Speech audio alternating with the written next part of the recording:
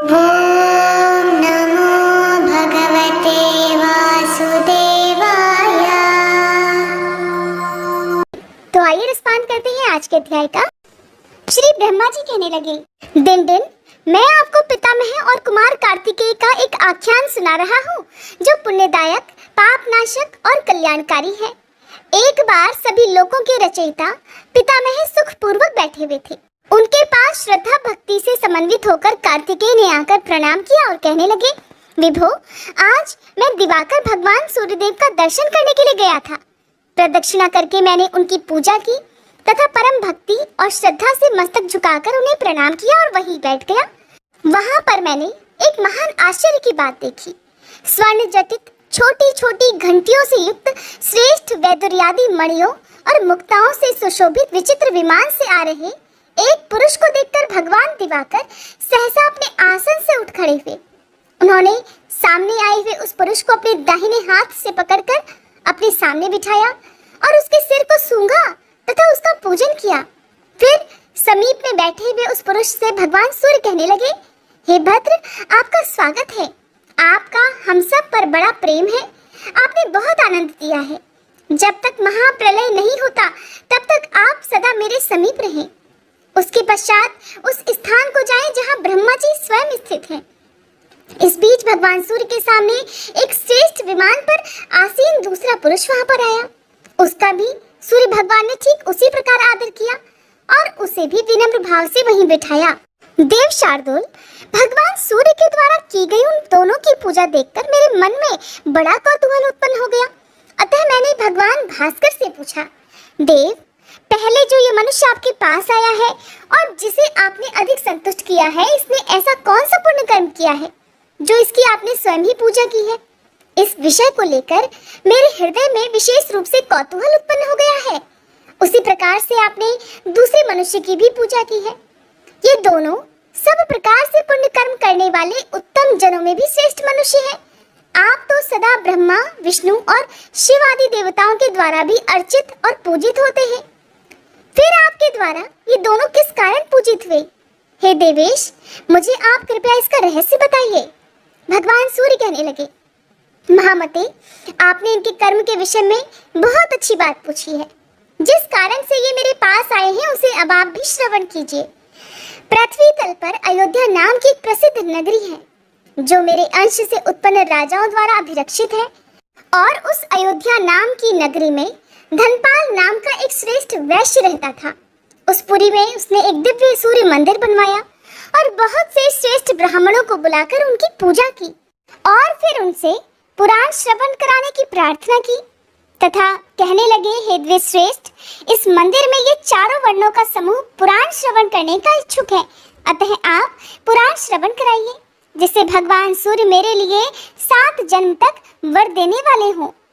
आप 1 वर्ष तक मेरी दी हुई वृत्ति को ग्रहण कीजिए। उन्होंने वैश्य धनपाल के आग्रह को तुरंत ही स्वीकार कर लिया, परंतु 6 मास में ही वैश्य धनपाल काल धर्म को प्राप्त हो गया। हे कुमार, वही ये वैश्य है। मैंने इसी को लाने के लिए विमान भेजा था। पुण्य आख्यान को कहने या सुनने से जो फल और तुष्टि प्राप्त होती है, ये उसी का फल है। गंध पुष्पादि उपचारों से पूजन करने पर मेरे हृदय में वैसी प्रसन्नता उत्पन्न नहीं होती जैसी पुराण सुनने से होती है। कुमार, गौ, स्वर्ण तथा स्वर्ण जटित वस्त्रों, ग्रामों तथा नगरों का दान देने से भी मुझे इतनी प्रसन्नता नहीं होती जितनी इतिहास पुराण सुनने और सुनाने से होती है। मुझे अनेक खाद्य पदार्थों द्वारा किए गए श्राद्धों से भी वैसी प्रसन्नता नहीं होती जैसी पुराण वाचन से होती है। सुरश्रेष्ठ, इससे अधिक और क्या कहूँ? इस रहस्य युक्त पवित्र आख्यान के वाचन के बिना मुझे अन्य कुछ भी प्रिय नहीं है। नरोत्तम, ये जो दूसरा ब्राह्मण यहाँ आया है, ये भी उसी श्रेष्ठ अयोध्या नगरी में उत्तम कुल का ब्राह्मण था। एक बार ये परम श्रद्धा भक्ति से समन्वित होकर धर्म की उत्तम कथा को सुनने के लिए गया था। वहां पर उसने भक्ति पूर्वक उत्तम पवित्र आख्यान को सुनकर उन महात्मा वाचक की प्रदक्षिणा अर्थात परिक्रमा की। फिर ये ब्राह्मण उस परम तेजस्वी वाचक को दक्षिणा में 1 माशा स्वर्ण दान देकर परम आनंदित हुआ। यही इसका पुण्य है। जो ये मेरे द्वारा सम्मानित हुआ है, ये उसी पुण्य कर्म का परिणाम है। श्रद्धा भक्ति समन्वित जो व्यक्ति वाचक की पूजा करता है उसी से मैं भी पूजित हो जाता हूँ। जो मनुष्य अच्छे से अच्छे भोज्य पदार्थों के द्वारा वाचक को परितृप्त करता है उसी से मेरी भी संतुष्टि हो जाती है। मेरी संतानें यम, यमी, शनि, मनु तथा तप्ती मुझे उतने प्रिय नहीं है जितना मुझे कथा वाचक प्रिय है। वाचक के संतुष्ट होने पर सभी देवता प्रसन्न हो जाते हैं और इसमें कोई संदेह नहीं, क्योंकि हे देव सेनापते, सबसे पहले संसार के द्वारा पूज्य जो मेरा मुख था, उसी मुख से संसार का कल्याण करने के निमित्त सभी इतिहास, पुराण आदि ग्रंथ प्रकट हुए हैं। महामते, मुझे पुराण वेदों से भी अधिक प्रिय हैं। जो श्रद्धा भाव से नित्य इन्हें सुनते हैं और वाचक को वृत्ति प्रदान करते हैं, वे परम पद प्राप्त करते हैं। सुव्रत, धर्म, अर्थ, काम और मोक्ष पुरुषार्थ चतुष्टय की उत्तम व्याख्या के लिए मैंने ये इतिहास पुराण बनाए हैं। वेदों का अर्थ अत्यंत दुर्जेय है, इसलिए महामते इनको जानने के लिए ही मैंने इतिहास पुराणों की रचना की है।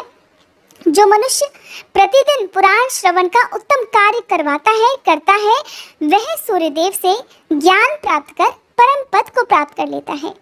वाचक को जो दक्षिणा देता है, वह सूर्यदेव के लोक को प्राप्त करता है।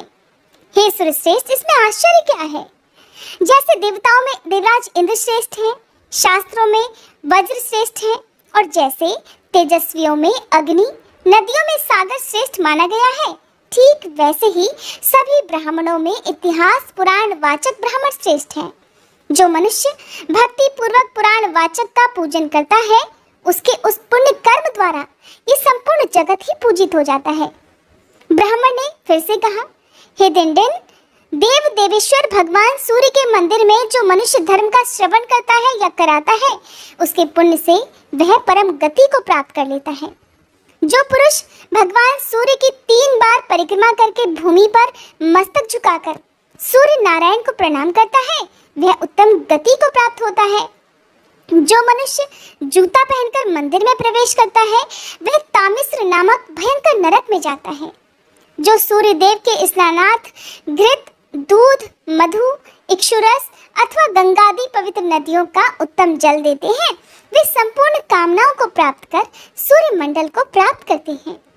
अभिषेक के समय जो उनका भक्ति पूर्वक दर्शन करते हैं, उन्हें अश्वमेघ यज्ञ का फल प्राप्त होता है और अंत में वे शिवलोक को जाते हैं। सूर्य भगवान को ऐसे स्थान पर स्नान कराना चाहिए जहां स्नान का जल आदि किसी से लांघा ना जा सके। जल का लंघन हो जाने पर अशुभ परिणाम होते हैं। अब जानिए सूर्य मंदिर निर्माण का फल तथा यमराज का अपने दूतों को सूर्य भक्तों से दूर रहने का आदेश, घी और दूध से अभिषेक के फल के बारे में। श्री ब्रह्मा जी कहने लगे, हे वासुदेव, जो मनुष्य मिट्टी, लकड़ी और पत्थर से भगवान सूर्य के मंदिर का निर्माण करवाता है, वह प्रतिदिन किए गए यज्ञ के फल को प्राप्त कर लेता है। भगवान सूर्य नारायण का मंदिर बनवाने पर वह अपने कुल को 100 आगे और 100 पीछे की पीढ़ियों को सूर्यलोक प्राप्त करा देता है। सूर्यदेव के मंदिर का निर्माण कार्य प्रारंभ करते ही 7 जन्मों में किया गया जो थोड़ा या फिर बहुत अधिक पाप है, वो भी नष्ट हो जाता है।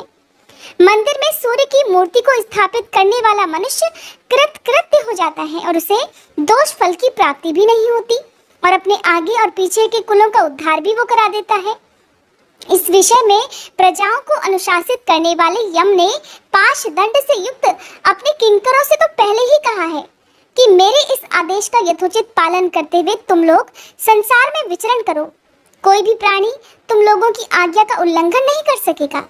संसार के मूलभूत भगवान सूर्य की उपासना करने वाले लोगों को तुम लोग छोड़ देना, क्योंकि उनके लिए यहाँ पर स्थान नहीं है। संसार में जो भी सूर्य भक्त हैं और जिनका हृदय उन्हीं में लगा हुआ है, ऐसे लोग जो सूर्य की सदा पूजा किया करते हैं, उन्हें दूर से ही छोड़ देना। बैठते, सोते, चलते, उठते, गिरते पड़ते जो मनुष्य भगवान सूर्य देव का नाम संकीर्तन करता है, वो भी हमारे लिए बहुत दूर से ही त्याज्य है। और जो भगवान भास्कर के लिए नित्य नैमित्तिक यज्ञ करते हैं, उन्हें तुम लोग दृष्टि उठाकर भी कभी मत देखना। यदि तुम लोग ऐसा करोगे तो तुम लोगों की गति ही रुक जाएगी। जो पुष्प, धूप, सुगंध और सुंदर वस्त्रों के द्वारा उनकी पूजा करते हैं, उन्हें भी तुम लोग मत पकड़ना, क्योंकि वे मेरे पिता के मित्र या आश्रित जन हैं। सूर्य नारायण के मंदिर में उपलेपन तथा सफाई करने वाले जो लोग हैं, उनके भी कुल की 3 पीढ़ियों को छोड़ देना। जिसने सूर्य मंदिर का निर्माण कराया है, उसके कुल में उत्पन्न हुआ पुरुष भी तुम लोगों के द्वारा बुरी दृष्टि से देखने योग्य नहीं है। जिन भगवत भक्तों ने मेरे पिता की सुंदर अर्चना की है, उन मनुष्यों को और उनके कुल को भी तुम सदा दूर से ही त्याग देना। महात्मा धर्मराज यम के द्वारा ऐसा आदेश दिए जाने पर भी एक बार भूल से यम किंकर उनके आदेश का उल्लंघन करके राजा सत्यजीत के पास चले गए, परंतु उस सूर्य भक्त सत्यजीत के तेज से वे सभी यम के सेवक मूर्छित होकर पृथ्वी पर वैसे ही गिर पड़े जैसे मूर्छित पक्षी पर्वत पर से धरती पर गिर पड़ता है। इस प्रकार जो भक्त भगवान सूर्य के मंदिर का निर्माण करता या कराता है, वह समस्त यज्ञों को संपन्न कर लेता है, क्योंकि भगवान सूर्य स्वयं ही संपूर्ण यज्ञमय है। श्री ब्रह्मा जी कहने लगे, सूर्य की प्रतिष्ठित प्रतिमा को जो घी से स्नान कराता है, वह अपने सभी मनोकामनाओं को प्राप्त कर लेता है। कृष्ण पक्ष की अष्टमी के दिन सूर्य भगवान को जो घी से स्नान कराता है, उसे सभी पापों से छुटकारा प्राप्त हो जाता है। सप्तमी अथवा षष्ठी के दिन सूर्य नारायण को गाय के घी से स्नान कराने से सभी पाप दूर हो जाते हैं। संध्या काल में घी से स्नान कराने पर जाने अनजाने में किए गए संपूर्ण पाप दूर हो जाते हैं। सूर्य नारायण सर्व यज्ञ रूप है और समस्त हव्य पदार्थों में घी ही उत्तम पदार्थ है, इसीलिए उन दोनों के संगम होते ही सभी पाप नष्ट हो जाते हैं। सूर्य को दूध से स्नान कराने वाला मनुष्य 7 जन्मों तक सुखी, रोग रहित और रूपवान होता है और अंत में दिव्य लोक में निवास करता है। जैसे दूध स्वच्छ होता है और रोग आदि से मुक्ति देने वाला होता है, वैसे ही दूध से स्नान कराने पर अज्ञान हटकर निर्मल ज्ञान प्राप्त होता है। दूध के स्नान से भगवान सूर्य नारायण प्रसन्न होकर सभी ग्रहों को अनुकूल करते हैं और सभी लोगों को पुष्टि और प्रीति प्रदान करते हैं। घी और दूध से तिमिर विनाशक देवेश सूर्य देव को स्नान कराने पर उनकी दृष्टि मात्र पड़ते ही मनुष्य सभी का प्रिय हो जाता है। ये था आज का अध्याय। भगवते वासुदेवाय।